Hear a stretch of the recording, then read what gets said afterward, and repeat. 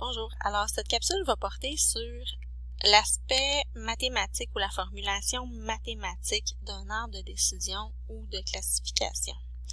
Donc, l'objectif, c'est tout simplement que vous compreniez la formulation mathématique de ça.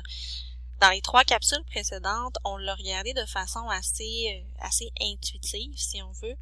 C'est une façon de voir la chose qui est très facile. Ce qu'on a vu jusqu'à maintenant, c'est très facile quand on a des variables qui sont toutes nominales, mais avec des variables continues, c'est peut-être un peu moins intuitif de le voir comme ça. Donc, je vais vous montrer, c'est une autre façon de le voir. Alors, pour certaines personnes, peut-être que cette façon-là de voir les arbres va être plus facile. Pour d'autres personnes, ça va être l'approche qui a été mentionnée précédemment. Mais l'approche que je vous présente aujourd'hui avec la formulation mathématique permet après de faire un peu de travail supplémentaire, notamment sur certaines preuves là, par rapport aux propriétés des arbres et surtout des forêts aléatoires qui vont venir un petit peu plus tard. Alors ici, j'ai pris un exemple très classique qui vient du jeu de données Iris. Donc, un jeu de données qui est très souvent utilisé en statistique pour donner des exemples. Je pense que le jeu de données date de 1935 ou quelque chose comme ça. C'est des données qui ont été récoltées sur 2 espèces d'iris.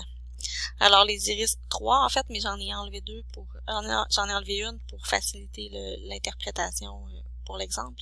Donc, ici, j'en ai 2, les iris setosa et les iris versicolores. Le jeu de données est très utilisé un peu partout dans le monde, mais pour la petite histoire, là, les données, elles ont été récoltées en Gaspésie, je crois. Alors, on a pour ces 2 espèces d'iris-là, la longueur des sépales et la largeur des sépales. Donc, vous voyez là que pour chaque type d'iris, on a quand même un petit lien là entre la longueur des sépales et la largeur des sépales. C'est pas quelque chose d'étonnant. Maintenant, si on voulait utiliser cette information-là pour dire à quelle espèce appartient l'iris. Alors, qu'est-ce qu'on ferait? Si on a mesuré la longueur et la largeur des sépales. Alors, premièrement, on regarderait ça, puis on se dirait, probablement, en fait, si on regarde là, ici, à 5.5, on voit assez bien que ça fait une bonne séparation dans nos données. Hein. De ce côté-là, on a pas mal plus de chances de trouver des iris versicolores. Et de ce côté-là, on a plus de chances de trouver des iris setosa. OK, ça va être notre première partition. Ça va correspondre à la première branche, au premier embranchement dans notre arbre. Donc, on va continuer à regarder ça, et puis on peut se dire après, OK, mais si je faisais une autre séparation à peu près ici, OK? Ah, là, j'ai ajouté un autre embranchement. Donc, si la sépale est plus petite que 5.5 et qu'elle est plus grande que 2.7 à peu près ici, mais là, je commence à être pas mal certaine que c'est de l'iris setosa. En fait, je vais me tromper juste une fois, si je le prédis comme ça. OK, est-ce que je peux améliorer ça encore? Là, l'observation ici, là, elle devient difficile à mettre dans une classe séparément si on fait des séparations linéaires. Mais ici, je peux facilement m'ajouter une classe comme ça, puis dire, ici, en bas de 4.5, je pense que c'est setosa, et en haut de 4.5, je pense que c'est versicolore.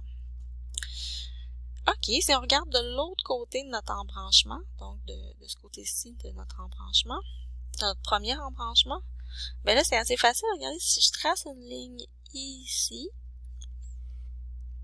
je suis capable de séparer complètement mes iris versicolores de mes iris setosa. Donc, avec ces quelques embranchements-là, j'ai juste une plante qui est mal classée.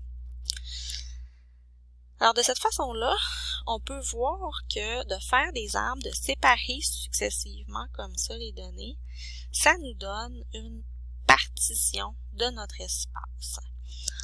Ici, on a une région, R1, R2, deux régions, R3, R4 et R5. Donc, on a ici 5 régions. On a partitionné notre espace en 5 régions. Alors, la formulation mathématique de ça, donc la fonction qui décrit mon modèle, c'est la somme pour toutes mes M partitions de l'espace de C de M. C de M, ça va être la proportion des observations qui appartiennent à la classe qui nous intéresse à l'intérieur de la région RM. Alors, donc C de M fois l'indicatrice que l'observation appartenait effectivement à cette classe-là. Donc, par exemple, pour cette valeur-là ici, ben, ce qu'on va prendre, c'est la moyenne, la valeur moyenne, ou dans ce cas-ci, ben, la valeur la plus probable de toutes les observations qui sont dans la région R5. Alors, vous pouvez voir maintenant sur cette diapositive l'arbre qui correspond à ce qu'on vient de raconter.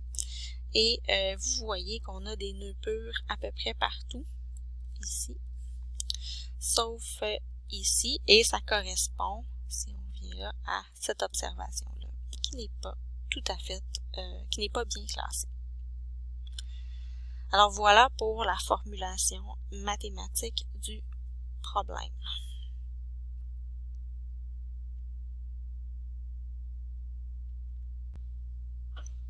J'ajouterais en extra que si on regarde le problème de cette façon-là, on est capable de voir que l'arbre et la forêt aléatoire qui va en découler est une certaine forme d'extension de la méthode des plus proches voisins.